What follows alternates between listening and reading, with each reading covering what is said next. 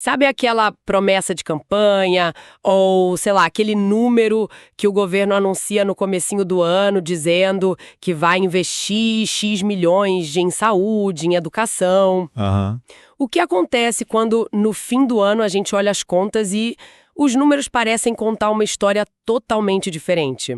Como é que a gente sabe se o plano original foi seguido ou se ele mudou todo no meio do caminho? Pois é.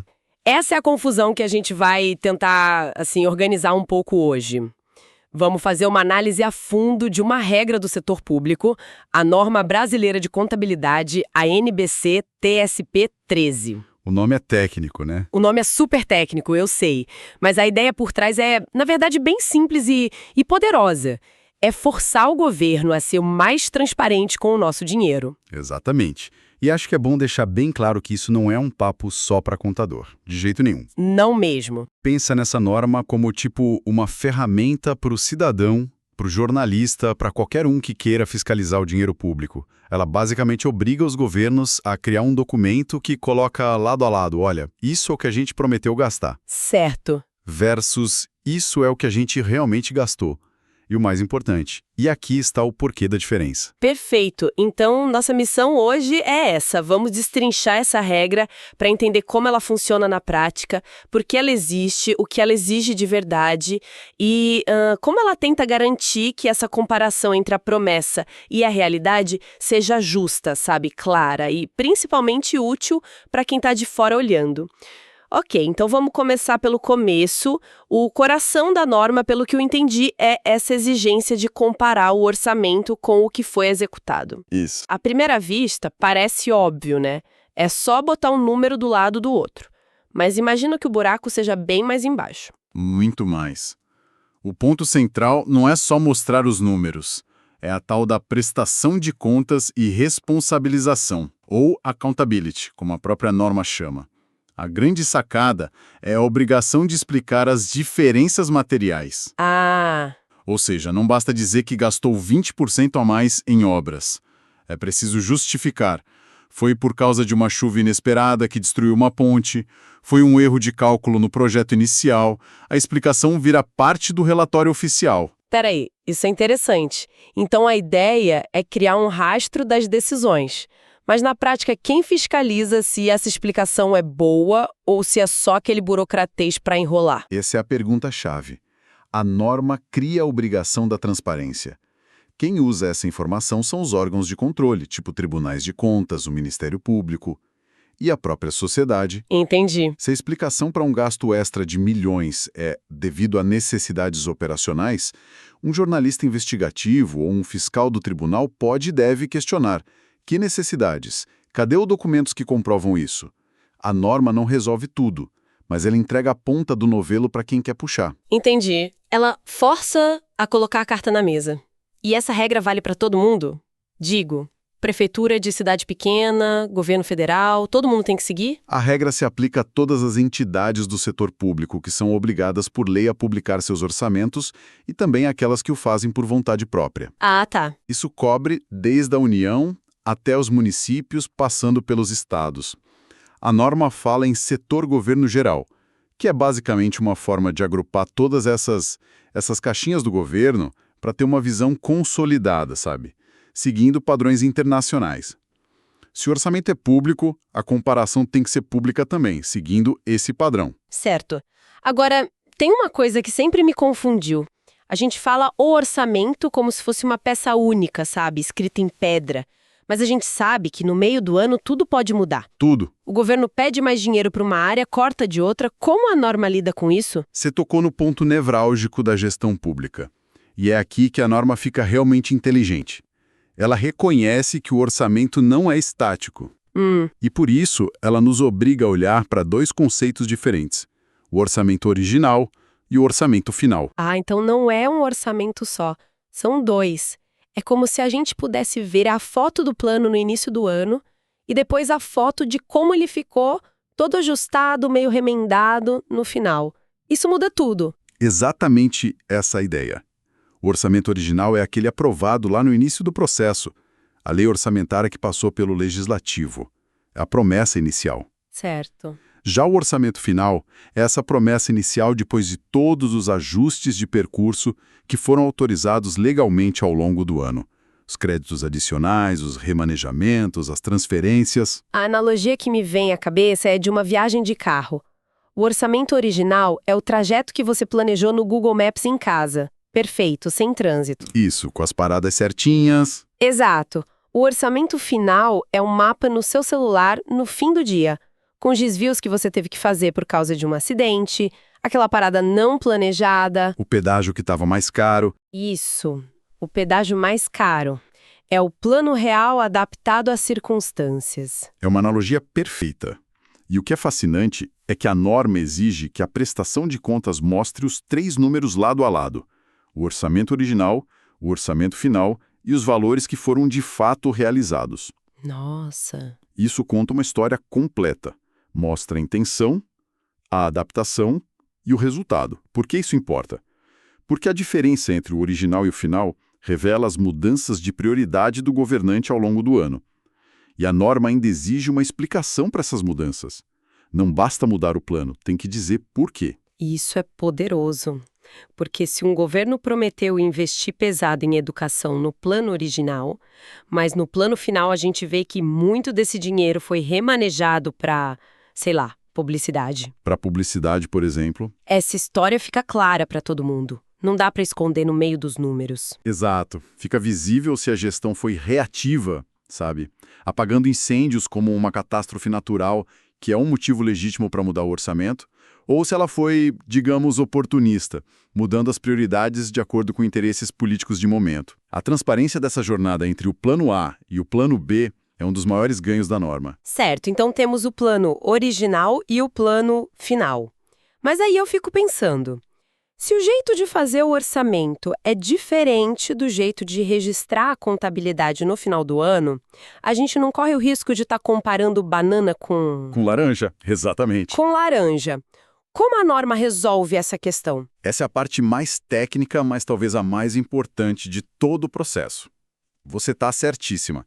Se as regras do jogo forem diferentes, a comparação não vale nada. Certo. Por isso, a norma estabelece um conceito-chave, uma regra de ouro. A comparação tem que ser feita em base comparável. Base comparável. Ok. O que isso significa em português claro? Significa que, para a comparação ser justa, os números do orçamento e os números da execução precisam falar a mesma língua. Isso quer dizer que eles devem usar o mesmo regime contábil, a mesma classificação para as despesas, cobrir as mesmas entidades e se referir ao mesmo período. Se qualquer um desses 4 pilares for diferente, a comparação direta é falha. E aí entra a grande briga do setor público que eu já ouvi falar entre regime de caixa e regime de competência, certo? Isso parece ser o maior obstáculo. É o maior desafio, sem dúvida. Vamos tentar simplificar. Deixa eu tentar uma analogia para ver se eu entendi. O regime de caixa é como olhar o extrato da minha conta bancária. Ele só mostra o dinheiro que efetivamente entrou e saiu do meu bolso. Se eu paguei a conta de luz hoje, o dinheiro saiu. Ele aparece no extrato. Certo. Perfeito, é o foco no fluxo de dinheiro. Já o regime de competência seria como olhar a fatura do meu cartão de crédito, a compra que eu fiz hoje, parcelada em 10 vezes, já aparece lá como uma dívida ou despesa minha, mesmo que eu só vá pagar a primeira parcela no mês que vem. Exato. Ele reconhece a obrigação no momento em que ela nasce, não só quando o dinheiro sai da conta. É isso. É exatamente isso. A sua analogia é perfeita. E o problema é que, historicamente, muitos orçamentos públicos são feitos pensando no regime de caixa. Quanto dinheiro vamos arrecadar e gastar este ano? Já a contabilidade moderna, para dar uma visão real da saúde financeira do governo, usa o regime de competência. A norma não proíbe essa diferença, mas ela diz, ok, vocês usam 2 idiomas diferentes, então vocês vão ter que criar um dicionário, um tradutor, para que todo mundo entenda a conversa. Um tradutor, gostei disso. E como esse tradutor funciona na prática? Como essa comparação toda aparece nos relatórios oficiais? A norma dá 2 opções. A primeira, mais simples, é para o mundo ideal onde o orçamento e a contabilidade já falam a mesma língua, ou seja, estão na mesma base. O que deve ser raro. Bem raro. Nesse caso, a entidade pode simplesmente adicionar colunas nos relatórios que já existem. Você pega a demonstração de resultados, por exemplo, e bota do lado. Uma coluna para o orçamento original, uma para o final e outra para mostrar a diferença. Fica tudo na mesma tabela, fácil de ver. Ok. Mas no caso mais comum, em que as bases são diferentes, como no nosso exemplo do caixa versus competência. Aí entra a segunda opção, que é criar uma demonstração adicional. Basicamente, o governo precisa publicar um relatório separado, feito só para isso, só para mostrar a comparação entre orçamento e execução. E nesse relatório precisa ter um aviso em letras garrafais dizendo: atenção! Os números aqui estão na base orçamentária, regime de caixa e não são diretamente comparáveis com os outros relatórios. Certo. Mas aí, se eu sou uma cidadã lendo isso, eu vejo 2 relatórios com números finais diferentes para a mesma coisa.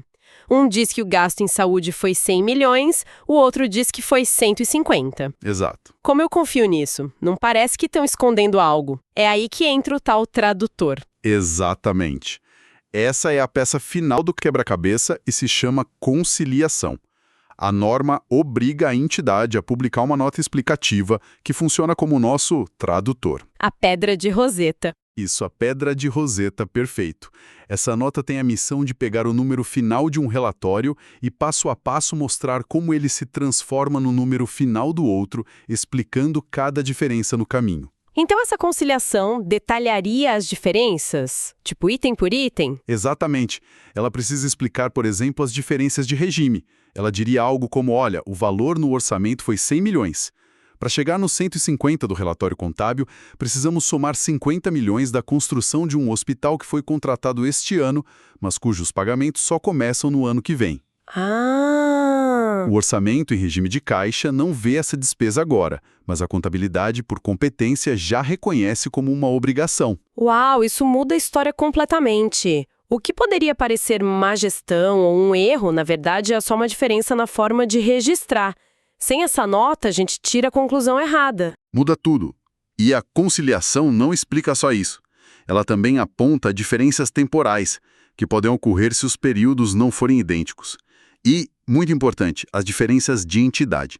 Às vezes, o orçamento da prefeitura cobre certas autarquias, mas o relatório contábil consolidado inclui outras empresas públicas. Ah, faz sentido. A conciliação tem que dizer: parte da diferença é porque este relatório aqui incluía a empresa de água e o orçamento não. A conciliação desmonta o número final e mostra todos os seus componentes.